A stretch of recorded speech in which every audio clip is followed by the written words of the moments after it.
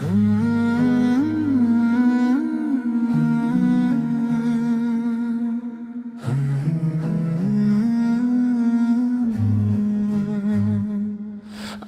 এতিম হয়ে কাঁদি না কেন, তোমরা বলতে পারো?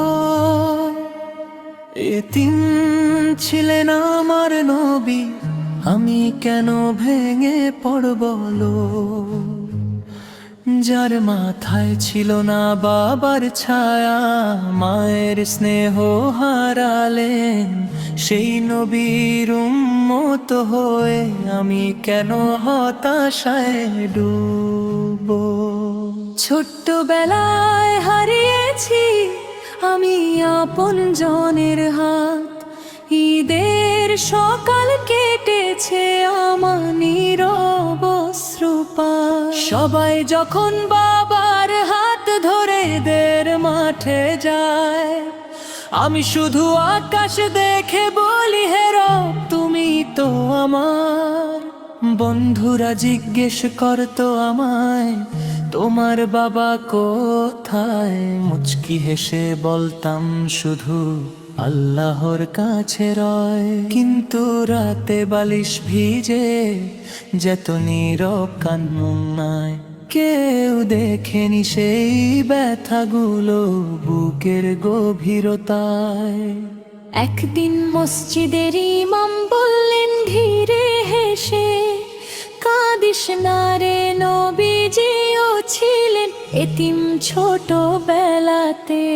আল্লাহ যাকে ভালোবাসেন তাকে শক্তি দেন, অশ্রুর ভেতর দিয়েই মানুষ আলো খুঁজে নেয়।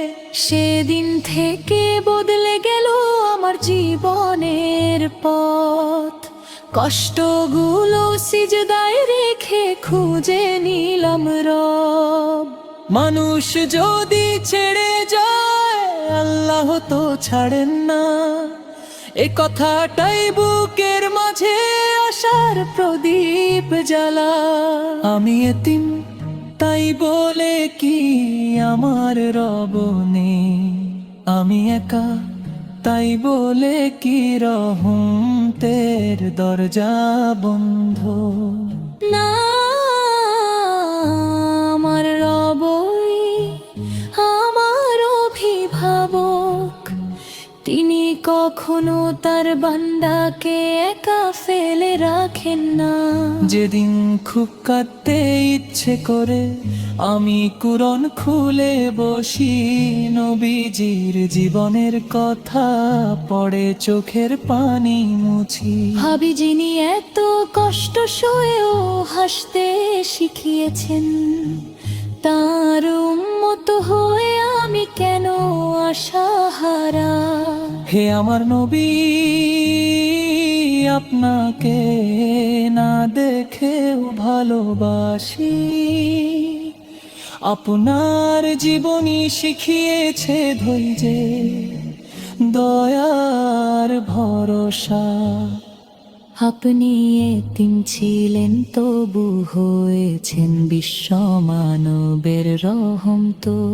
আপনার পথেই চলতে চাই শেষ নিঃশ্বাস পর্যন্ত। বন্ধুরা যদি কোনো এতিম শিশুকে দেখো, তার মাথায় স্নেহের হাত রেখে একটু হাসো, হয়তো সেই হাসিটুকুই তার ঈদের আনন্দ হবে, হয়তো সেই দোয়াতেই তোমার জান্নাতের দরজা খুলবে। আমি এতিম হয়ে কাঁদি না কেন, জানো কি তার কারণ? আমার রব আছেন, আমার নবী আছেন, এটাই আমার জীবন। মানুষের দয়া চাই না, চাই শুধু রবের সন্তুষ্টি। এতিম হয়েও বুক ভরে বলি আলহামদুলিল্লাহ, আমার রবই আমার সবচেয়ে বড় আশ্রয়। হে আল্লাহ, পৃথিবীর সকল এতিম শিশুর অন্তরে শান্তি দান করুন, আমাদেরকে তাদের প্রতি দয়ালু হওয়ার তৌফিক দিন, এবং প্রিয় নবী মুহাম্মদের আদর্শে জীবন গড়ার তৌফিক দান করুন।